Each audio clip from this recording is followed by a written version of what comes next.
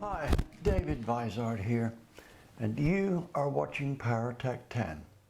Today's subject is AFR's low buck cast offshore cylinder head for big block Chevys. Now I want to start you off here with a recommendation, right? Before I got to doing my review on these heads, Eric Weingartner of Weingartner Racing did a very comprehensive historic orientated review of these heads. I would thoroughly recommend that immediately finishing watching this video, you go and check out Eric's video, and the title will go across the bottom.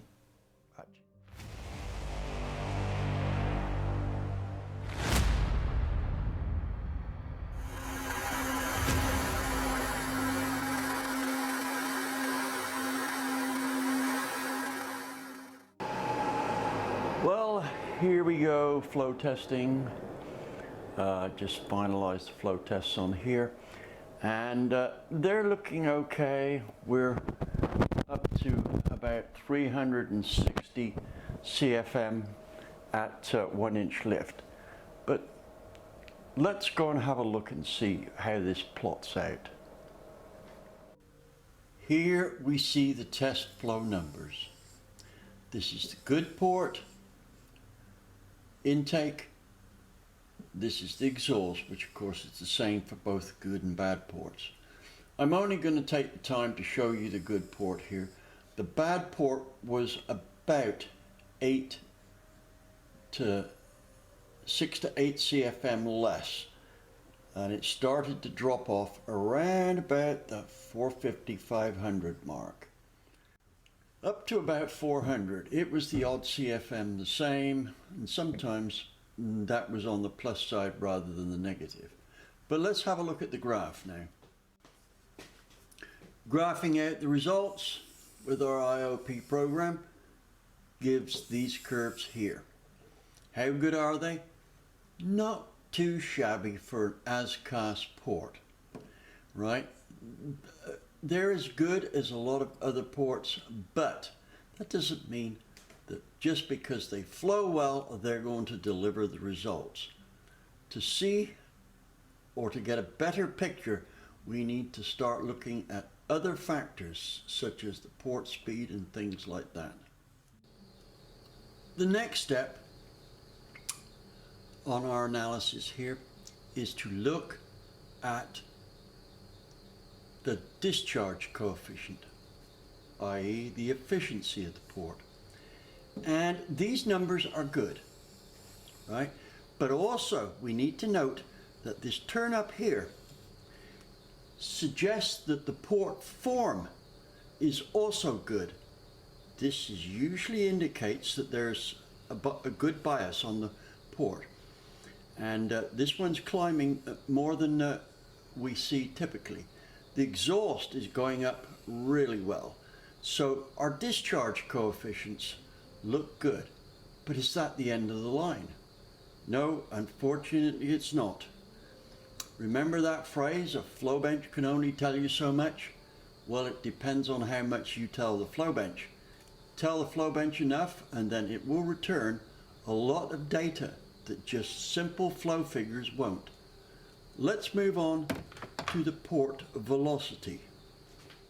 The ports, both of them, are a little too big for the amount they flow. So what we're seeing here is not such good port velocity as we would like. This is peaking out at about 245. We'd like to see 300.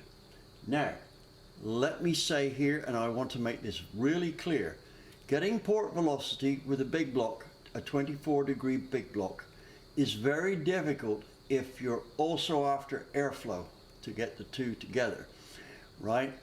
These figures are kind of typical for the type of big block head we're looking at here, right? The lower buck ones.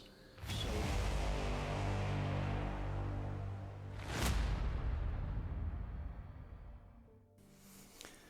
Let's talk about what we can get these heads to work on here. Because of its price, it will appeal to a lot of guys with 454s who want an inexpensive head to boost the engine or the engine's output. Now, what I should tell you here is that it has plenty of airflow to make some big horsepower numbers, but on a smaller engine, the port speed won't be up enough for it to make big torque numbers unless you get your camshaft right, your exhaust right, and the intake manifold right.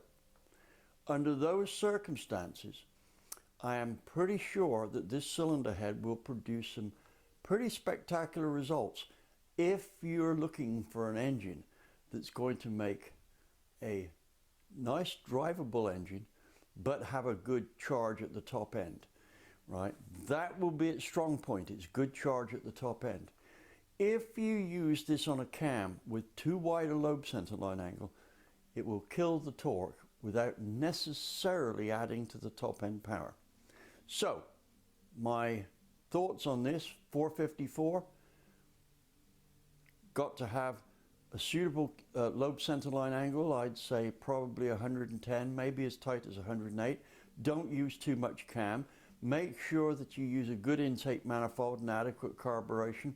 And last but not least, do not go too big on the exhaust, right?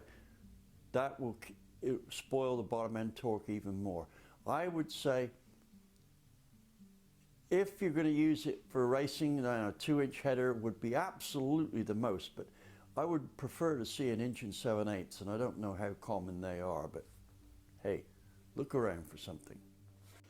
On a 496, say a 10.5:1 compression, you should be able to see somewhere around about 675 foot-pounds of torque and around about 780 horsepower given the right cam for it. Better yet would be a 540, right? On this you could probably see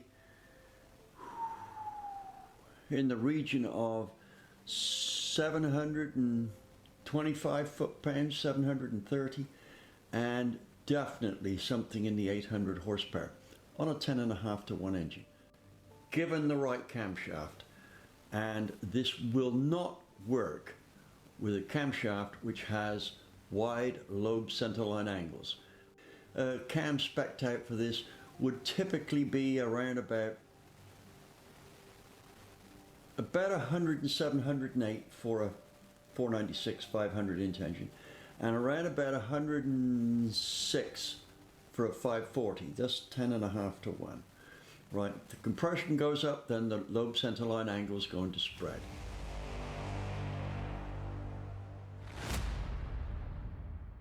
Molded ports in the positions they are in the cylinder head.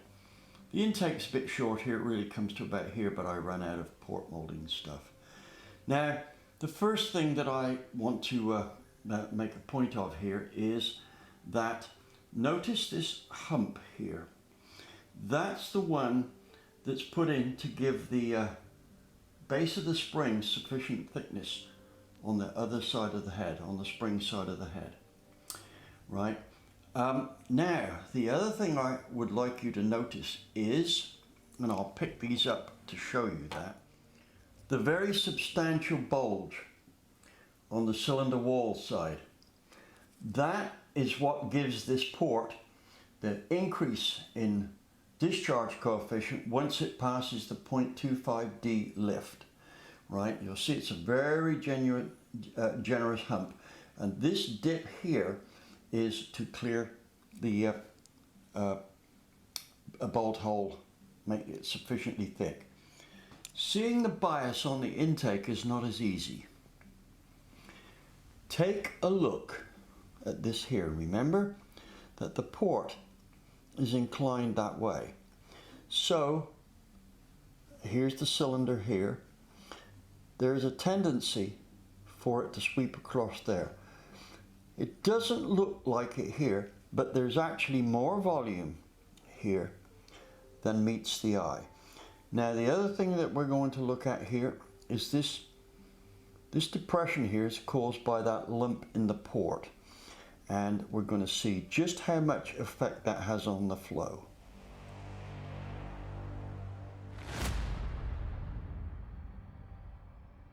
So we've got a limited amount we can take off there, but the real deal here is how much does this actually affect airflow? We'll try that. We'll cut that there, we'll make that one of our first moves and see what it does. The first step in shaping this here is to relieve that in a straight line. You see there's still 2/3 of what was there before, right? But the actual bulge has gone. Now, this shaping here didn't result in any more flow until about 500, maybe 550. By the time we got to 700, 800 lift, we were looking at about 5 CFM, and at 1 inch lift about 6. So it's not much. However, take a look at this guide boss here, right? The next move I'm going to make is I'm going to streamline all of this into that and then show what that does on the flow bench. Well, here was our next flow test. As you can see, this is now shaped all the way down there, and there's quite a bit metal been taken off at the top of the guide boss. But it's also been channeled around here, and the guide boss has been skinned down. It could be a bit more, but that's an easy amount to do there. So what did our flow figures look like? And of course velocity and everything else look like with this area here done and it coming across here. Now I'm going to hustle through this quickly. Remember, we're looking at the bad port here. The modification I've just shown you on the one side of the guide boss resulted in this flow curve here, right? So we're up about 10 CFM here. So we've now made our bad port actually slightly better than the good port was. Here's our discharge coefficient. No change down here, but when we get to around about 400 lift, it's starting to show an increase. Now this is what I like to see. See, this is going up steeper than that line there, and it's continuing to climb better than this one. That's good. Still working on the cylinder wall side. What I've done here is blended the seat in, and I've taken about a 1/16 of an inch off here and blended it out. So it's widened this gap here, right? Also, this here has got a little more volume in it. At this stage, I'm looking at only cams lifting no more than about 650. We can bring this shape like this. We don't touch any of this here, right? Just clean that up and blend it in. Now you'll notice the width across here is slightly bigger than just below the seat. This edge here is a great catcher of air. It's like a parachute. Leaving that like that will cause a substantial drop in flow, and I've seen as much as 10 horsepower, no, actually more than that, disappear because this was left open. If you're not going to fill it, round off this corner here so when the air comes over here, it doesn't hit a sharp edge here, it hits a rounded edge. But better yet is put the stud in and fill it so that when it's all cut, it's all blended in. Right, let's go and see what that did on the flow bench. Here's the result of adding a little more bias to the port and cleaning it up around the seat. You'll see we did pick up flow starting from, I don't know, probably about 250, small gains, got more and more and more, then it leveled out.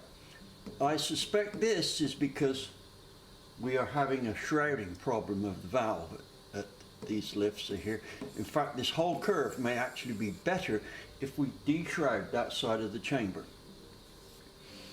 Let's look and see what we've achieved elsewhere. Here's our discharge coefficient. You'll notice we've improved in the seat area by cleaning up the port just below it, right? And that improvement plus the extra bias paid off. And it started to climb quicker, but then it leveled out. Again, I think this section here is due, this flattening out is due to the fact that it's shrouded. But nonetheless, we've still made some gains. Port velocity. Basically, we've gained some flow and a little bit of port velocity here. Lost a tad up there, but we're never going to be lifting up. This is the 1 inch mark here. Right, this is about as far as we're going to lift. Here's our next move. We are going to focus on the center of the cylinder wall side of the port. Skinny down this guide boss, deepen this a little bit, and blend this seat, this machining here into the seat. It occurred to me you could probably better see what I've done here if I blued up these faces here after sewing the head up. So here we are. This is the cylinder center side of the port wall of the port. You can see that I've cleaned this up here, carefully made sure this is a nice bowl, blended into the 60-degree cut here. Blended this here, and this here is a 3/4 inch channel. I used a 60 grit 3/4 emery roll to finish that off. So let's see what that did in terms of flow. Here we have the results of doing the other side of the intake valve seat and the area approaching it. This has paid off well.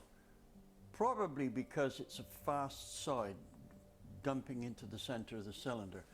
But let's not worry about peak flow here. Let's look at our 700 number here. This picked up very well. We went from 365 to 375, right? Not much change in flow down here, but certainly from 100 up, we showed a gain in flow. Let's look at our port velocity. Port velocity at 700, up from 242.9 to 248. At 800, it's up to 252, and we're now at 253. So we're well past the 250 area.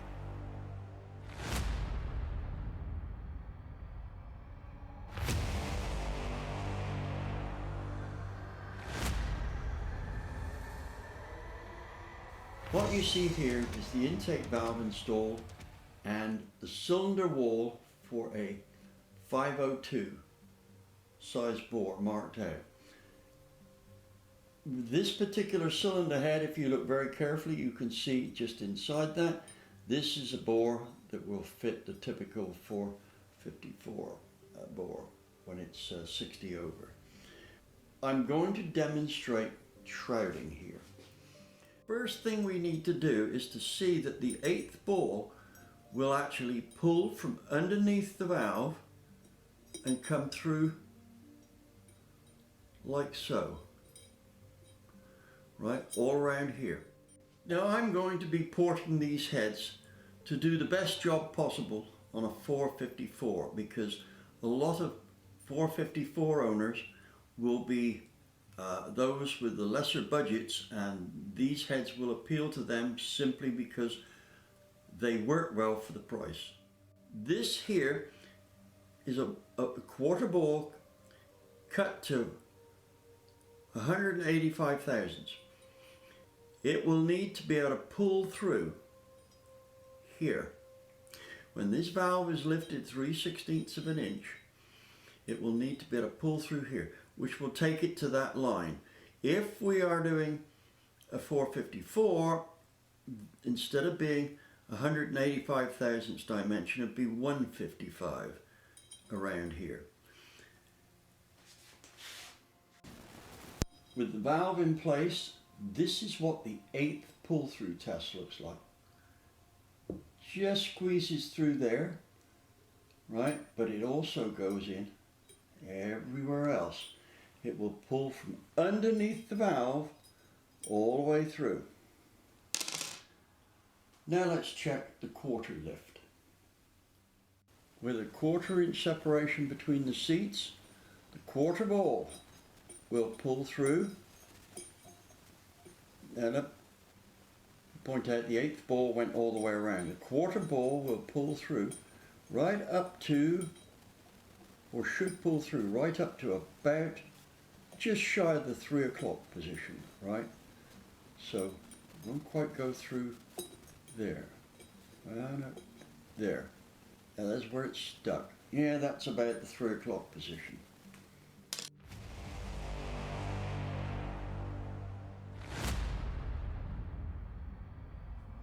Before I got too far down the road with our high lift chamber deshrouding, I thought I would give you some insight into what we're doing here. We do this in 2 stages, right? Firstly, we lift the valve a 1/2 inch, or rather we get a 1/2 inch of valve seat separation like this. Then we take this 3/8 diameter ball and we make sure it will pull through like this all the way around to about here, which is, if this is the 12 o'clock spot here, yeah, the head's upside down, then this would be about 2 o'clock, right? And then after we've done that, the next step is to lift. Now I'm assuming that we're going to use between 7 and 800 thousandths valve lift max here. So what we do here is we lift the valve 700 like that, or 700 seat separation, and we check to see if this 1/2 inch ball will go through until about the 130 position there. It's going to come out all the way around. So I'm just about there with this, so now I'm going to clean it up and do this around here. Here's our chamber done around the intake valve. That's a 500 thousandths diameter ball inserted into the gap that it forms between the seat on the valve and the head. This here is a 7/16 ball, and you'll notice it just pulls through all the way around to the 2 o'clock mark. That's step 1. Step 2 is as I've shown before, we take the 700 thousandths caliper set to 700 thousandths, pull them through to set the gap. 1/2 inch ball goes in around to about the 130 mark. Here it's a bit bigger, right? Probably it'll take about a 1/16 of an inch bigger just here, but here to here it's 1/2 inch. That is the high lift unshrouding done. Now for the low lift in the seat area, what I want you to do is look at this here. It's blended nicely into the top of the seat. Here, this area just here, take off the minimum just to clean it up. If you take too much off there, you will cut the swirl and the flow. Right, what will happen is too much air will come around there and it will want to go this way instead of this way. Okay, so that there is the bowl and chamber done on the intake. Let's just check the flow. Here we have the results of our last test. As you can see, real gains start here, go on up. Now it doesn't look that much, but when you look at the numbers, here you'll see the 700's gone from 375 to 385, a useful increase. But let's look at the discharge coefficient because it more clearly shows how we've gained. What we don't see on this graph here is the 1.5 CFM that we gained at 50 thousandths, right? It still looks like the same line. The discharge coefficient will reveal our gain, so let's look at that. Here's our discharge coefficient graph. You'll see that we've actually improved the efficiency of the port everywhere, right? So again, we've made this look like it's got a bigger valve in than it really has, which is good. We've got an undervalved engine. Port velocity's gone up. We've gained that flow and gained port velocity, which again is good. 700, we've picked up, we've gone from 248 to 250, almost 255. Good move. Here we are looking down the intake port on the center line. Now, I'm going to put this flow ball into the middle of the port here. Right, now you can see if I move it to this side, it's still totally visible, but if I move it to this side, it moves into a shadow, a flow shadow caused by this area here. Right, so that's what we're going to deal with next. Now let me tell you now, there is not a lot of point in widening the port here, that's the floor, because most of the flow is here. So the critical area is from here down. We have to make a smooth curve, and the best way to see that is to look at a cross section of that part of the port sectioned down this way. Okay, here's the port sectioned vertically, and in the last shot I was showing how this here, that's the roof of the port, shadows this part here. So what we're going to do is we're going to cut this as far as possible. Now don't forget, the pushrod hole is here. So we will need to do this cautiously and with some kind of reference as to how far we've got to get to the pushrod hole.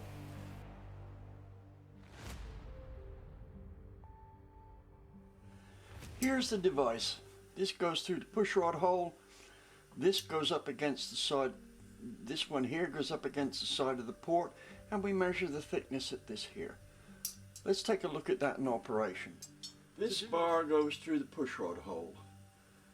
The middle of the E-bar goes into the port, and we bring that up to the section we're going to measure, or in this case down.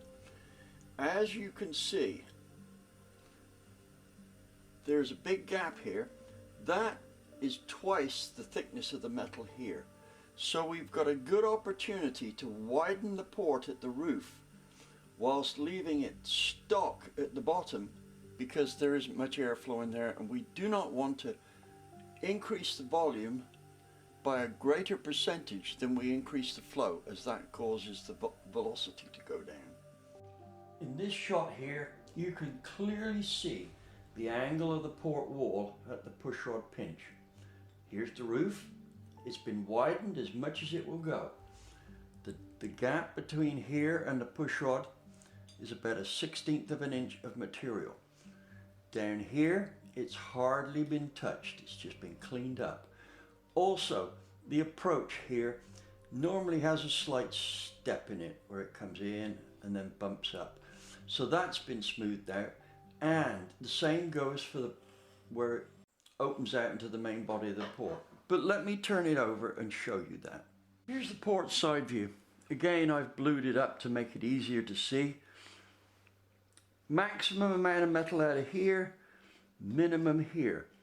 The only job you've got to do is to make sure this curve here blends into this nicely, right?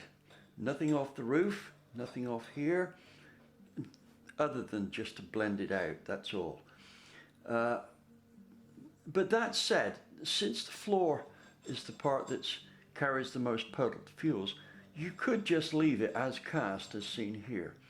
I'm going to use a coarse grit emery on this, something like a 40 or a 60 to get the same effect. Now then, what I want you to do here is to look carefully at this, and you'll see that it's bowed upwards slightly. In other words, the port's been raised here, not here, but from just here where the pushrod pinch starts down here, to where it finishes. That is to increase the area at this point here.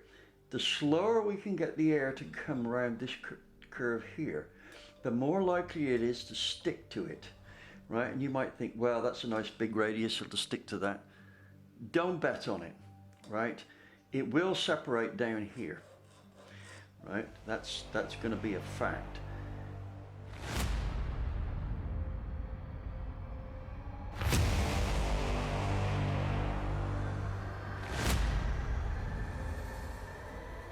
Here's the results of our last move. Before, after intake. Remember, this is the stock exhaust still. There's that curve there, we haven't touched that yet. But look, doing that port with the metal removed at the top of the roof at the pinch point didn't do anything as expected for flow until we got to about 350. Now here it showed a 4 CFM increase, right? And a 5, 6, 7 there, and peak flow went up from 396 to 409, right? But we need to consider this is probably our limiting number here at 700. That's what most of the people, most users of this head will use for a better max.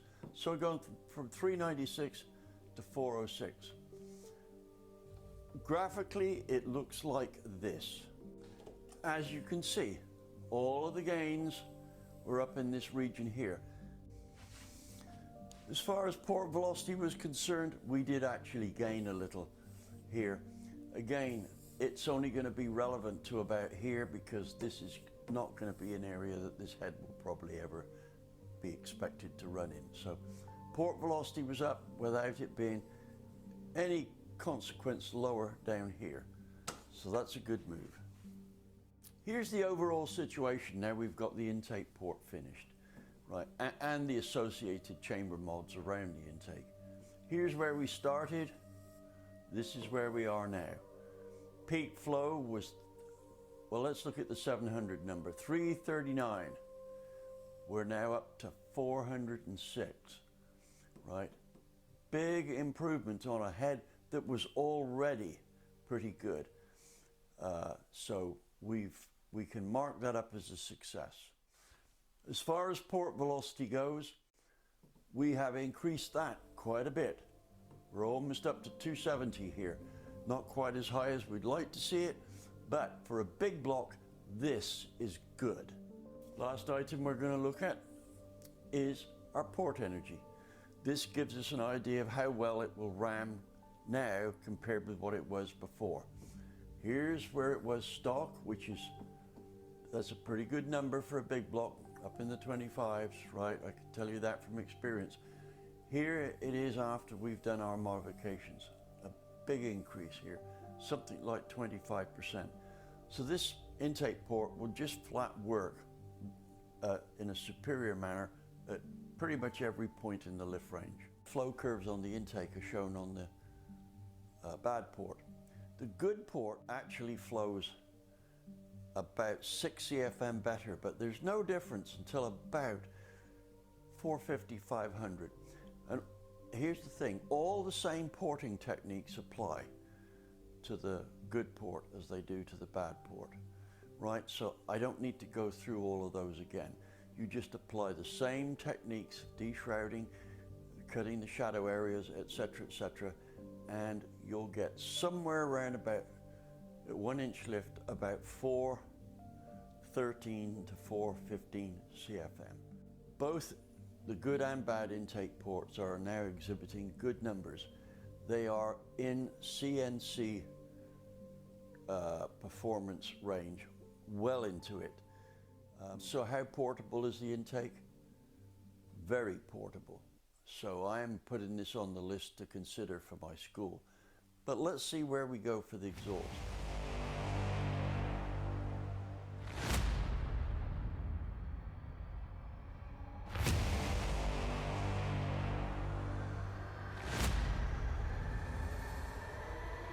Our next move is to deshroud the exhaust valve.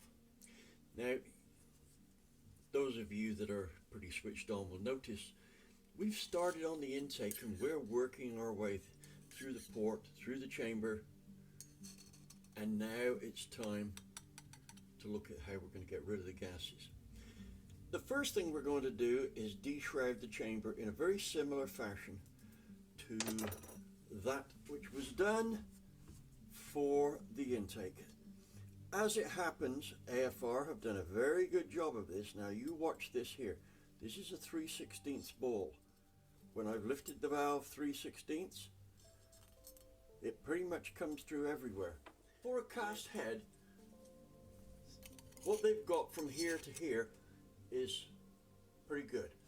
But AFR have left enough material on here, it's only a small amount, to fine tune this area here for deshrouding.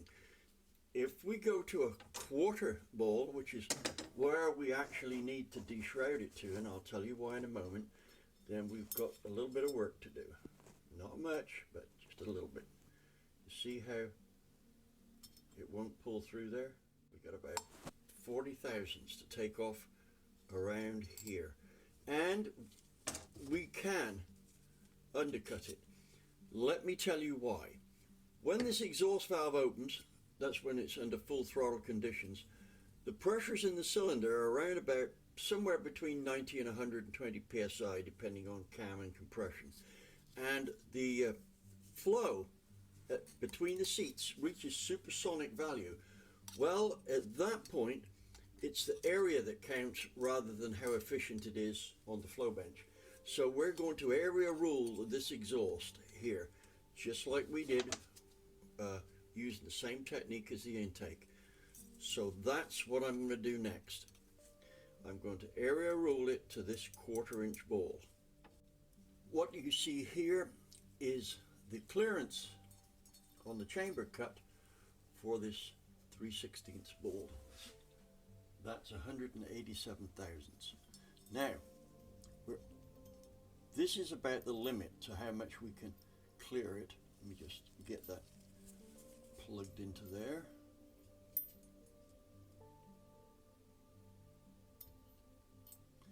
Right, you see now that will just fit through there. Now, this 3/16 ball is about the biggest you can get it, from about here to about here. So that's, let's say that's 12 o'clock. So it'd be like 2:30 to the 4 o'clock position. After that, we use the 1/4 ball and clearance it from where we left off with the 3/16 ball. Now I'm going to deal with this section here completely separately, right? It's a major deal here, so it works in conjunction with all of this, but we need to get this right. So we'll look at that in the next few scenes.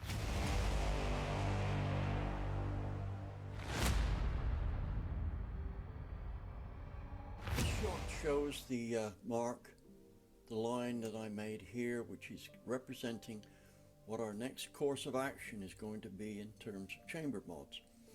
This black line here, we're going to cut this wall back to here so that it slopes in a curving fashion into the seat. Now this mod here is rarely talked about. I don't think anyone's talked about it other than me. And this is something that I kept secret for probably 40 years on engines, on cylinder heads with this type of chamber where there's a lot of quench and the port's going away from it. Now, on dyno tests that I was doing for GM, cutting this away was worth over 20 horsepower on a nominally 750 horse motor. At something like 500 RPM past peak power, it was worth 32 horsepower, and 750 RPM past peak power was worth 40. So what it allows you to do is hang on to the gears longer, so it's a very good mod to do. Now then, so our next move will be to cut all this away here. Now when we do that, we allow the quench action here, shooting the gases out, to make it round the corner and out here. This reinforces the flow here, and it cuts the flow or stops the flow going over that side and shutting off the port so much. So this here prevents or vastly reduces reverse flow that often happens on the floor of big block ports. That in itself is good because it allows the engine to come on the cam sooner than would otherwise be the case. So this mod here, very important. Don't miss it. It's not inconsequential.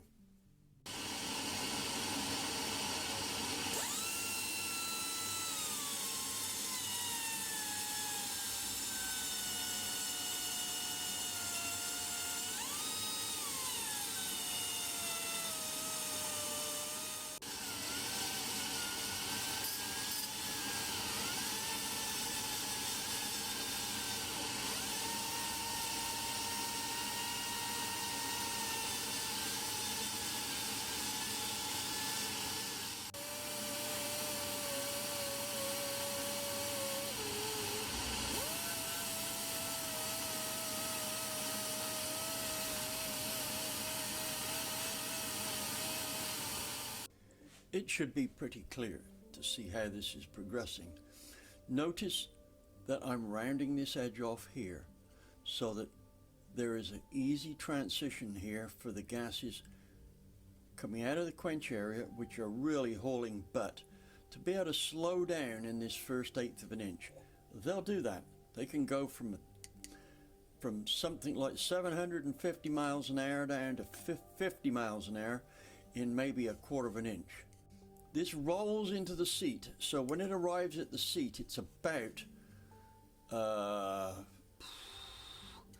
15 degrees, and that coincides with the ball pull-through deal. So all I've got to do on this chamber now is just detail it out, and that's done.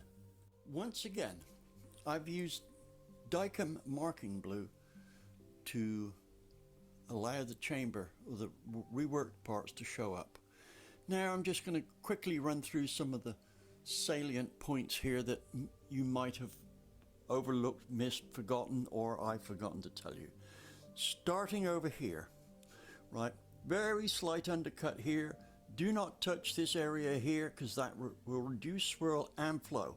This is usually this area here where it causes the flow to turn over at the top, i.e. flow less than what it did at a previous lift station. Now, coming round here, we make sure that we use our flow balls as described earlier on, right? And this area here, we have a minimum of ½ an inch of clearance around the valve when it's at 700, right? Just here, it's going to be about 5/8. Let's take a look at this form just here. You'll notice it's quite a sharp edge. Any fuel that comes in here in liquid form is more likely to get sheared off this sharp edge. That's point one. Point two, any air that's coming in here is going to try to keep on going in this direction rather than over a nicely rounded hump and out the exhaust valve, and we don't want that. This is a relatively minor detail, but dyno tests have shown that it's worth a little bit of power.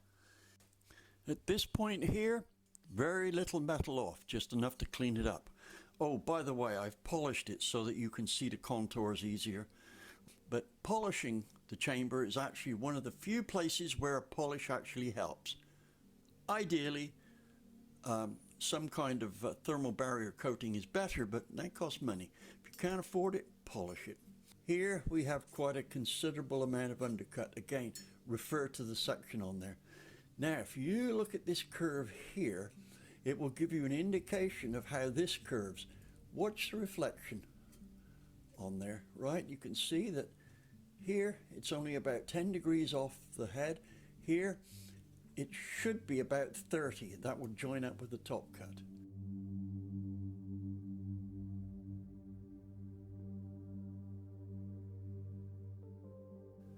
Here we're looking into the bowl of the exhaust port.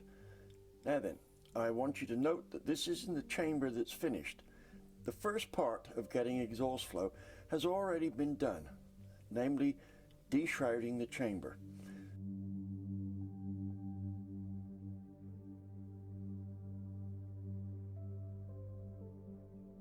Well, you can see what I've done from this shot here. I've cut the bias side, that is the left-hand side of the port, just a little.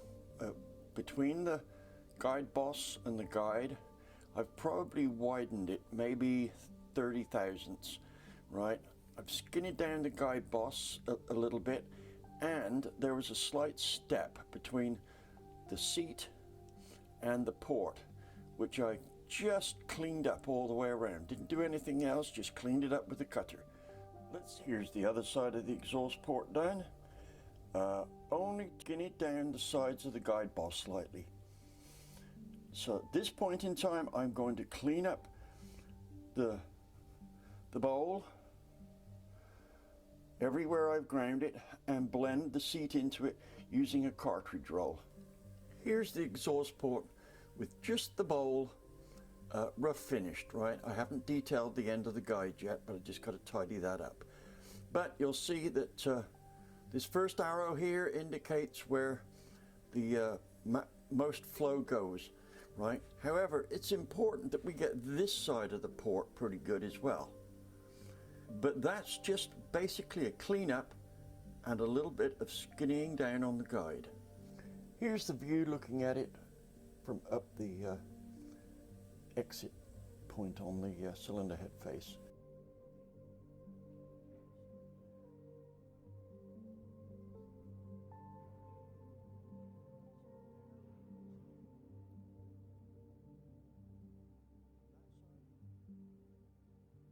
As for the short side turn, you make the best of the job you can.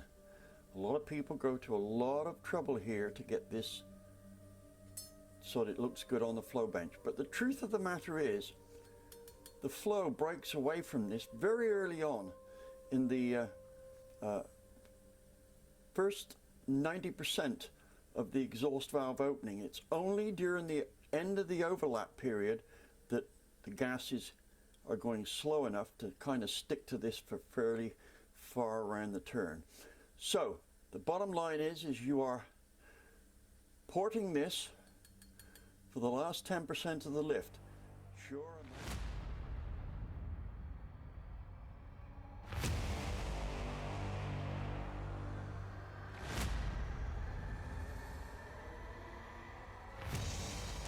I'm briefly going to go through some moves that I do on the exhaust port, or rather the exhaust port seat and the immediately adjacent areas, that I don't normally talk about on my videos.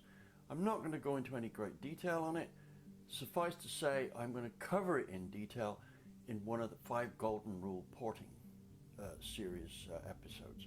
What I'm doing here is I'm radiusing the top of the seat and the bottom of the seat using this, and it looks like this could be very damaging to the seat itself. Well, it is. It takes a certain amount of skill.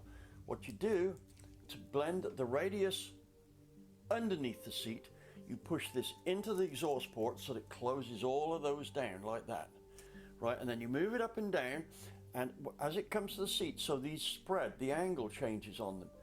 Don't let it touch the 45-degree seat. Just keep it going up and down. If you briefly touch the 45 seat, no big deal. Doesn't take metal off of flat surfaces very quickly, but it takes corners off. Then do the top. Same deal. Don't squeeze this down into the hole so much that it dresses the 45-degree seat. Practice on some old cylinder heads. But here's why I do this. The flow at very low lifts is supersonic. Edges cause shock waves to come off. When I say supersonic, actually it's transonic. It's right on supersonic. And there will be shock waves coming off the edges. If we smooth those edges off, it reduces those shock waves and it leaves more energy in the gas flow rather than translating it into what are basically redundant pressure waves for us. So it's only a small thing. I've never dynoed it to see what difference it makes. But I can tell you this, my exhaust ports do work very well. So there's a key element there to go with. Here's a close-up of the valve seat. What I've done here is I've blued the seat. Now, I can tell you that the amount of blue that went on this was minuscule, and it blued up with only about 2 turns of the valve. So that seat there is extremely accurate. And since all the throat's been dressed and things like this, this is proof that you can dress those seats so long as you follow my instructions and you've got a dab hand at it. This column here are the flow figures for the out-of-the-box Enforcer, and here's the curve it generates. As out-of-the-box heads go, this is very good. Most of them are probably up in this range here, as much as 20 CFM less. This is what the full curve looks like when it's plotted out, but as I've said, flow curves and flow numbers are only part of the game. What we're looking at here is the discharge coefficient of the stock port, right? A very good upturn from the 0.25D mark. This shows that the port has got the right characteristics, and that's usually a good bias to do this, right? So that's one of the reasons why it's flowing well. Let's look at port velocity. Port velocity is a little on the slow side, right?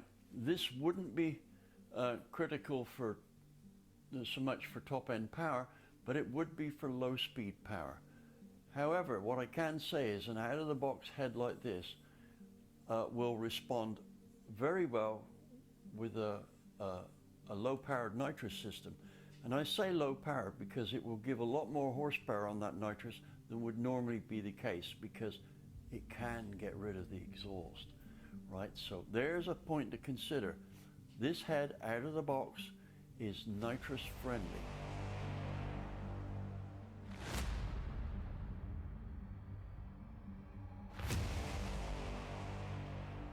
Well, that seemingly insignificant move on the port resulted in an increase in flow here. We're up to 6 or 7 more here and about 4 or 5 up here. Figures actually start down here, so let's look at the discharge coefficient to see how low lift flow was affected. Here's our discharge coefficient. You can see that tidying up the area immediately below the valve seat produced a good result there. The efficiency is up by this much at 50 thousandths. And this is how the rest of it looks now. Of course, all of this is due to the grinding we did in the port. As for port velocity, we're up. We only took about 1/2 cc out of the port, but we gained more percentage-wise in flow than we had in increase in port volume. So port velocity is up. All good moves. Last on the list, but certainly not least, port energy, right? That's up quite measurably.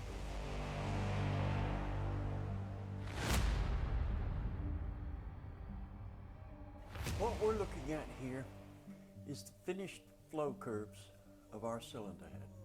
This is the finished intake, this is the finished exhaust, and this is where we started off.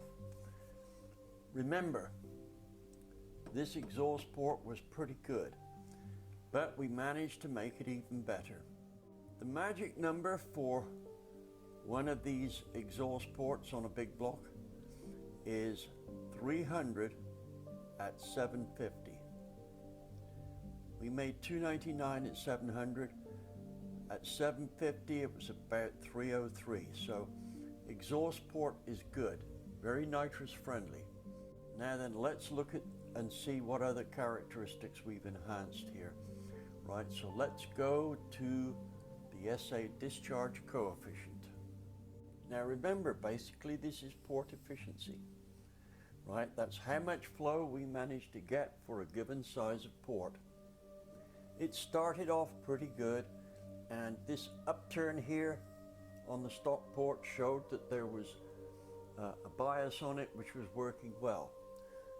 Well, with the seat work that was done, i.e. the radius into and from the seat, improved the low lift flow. Mid-range, it probably helped as well, but the form was coming into play here. Here, we improved on our bias. Very good. Could be slightly better, but it would need to be a drastically different port. A typical 24-degree port. This is very good. Very nitrous friendly. As for port velocity, because of the efficiency increase we gained in port velocity, right?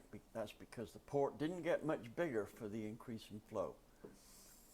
Well, let's consider it at 700. It went up from 207 to approximately 238. So we've made some good gains there. Lastly, port energy.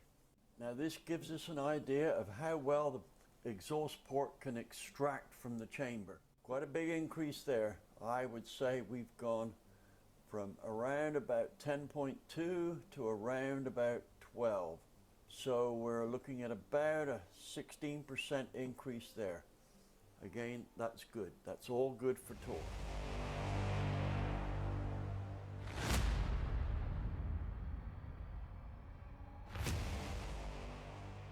Well, let me summarize the results we got on the flow bench. Firstly, I think you will agree that from the point of view of being able to pass air in and exhaust out, that these Enforcer heads at $706 from either Airflow or Summit are a pretty good buy. Sure, you'll find some cheaper, but here's the deal that you need to be aware of. Buying a set of cylinder heads isn't just about the casting. Cylinder heads need to be equipped with a whole load of parts.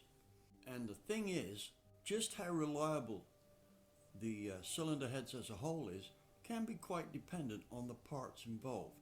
Please note that AFR have a reputation for equipping their cylinder heads with top-notch valves, springs, keepers, locks, etc. And these low buck Enforcer heads are no different. In fact, they share the same components as the much more expensive AFR heads. So you can bet that they're pretty damn good quality. I mean, I'm just looking at some of the valves here, and they are identical to some of the more expensive valves or more expensive cylinder heads in the range. I've spoken about applications here and the application on a 454. Please note, these heads will go on there, but if you really want a good working cylinder head right out of the box, bear in mind that AFR has a highly functional 290 cc port cylinder head, which I've dynoed, and they will make torque and horsepower on a 454 that will really please you. Now let's contain our review here and look at the displacements that these heads will be great value for money, and that basically is 496 up to 555 cubic inches, probably more. When they're ported, I wouldn't be adverse to using them on a street 632. So that's how good they are. Would I buy some of these? Sure I would. I know I was getting a good deal. Let's have a look and see what components they have on there. These heads are equipped with ARP studs, pack springs for a hydraulic cam, dual springs, adjustable guide plates, and that's a definite plus because I found so many guide plates that come on big blocks that aren't adjustable, that just don't fit the application. The retainers are 10-degree ones, and they come with machined locks, not the regular stamped ones. These are precision machined locks. All in all then, these heads look like a pretty good deal. So with that, we've come to the end of our review of AFR's Enforcer heads. Hopefully this amount of effort put into checking out and reviewing a product will encourage you to like, subscribe, and get notified when the next video comes out, which I think will be on Ford camshafts. Thank you for watching.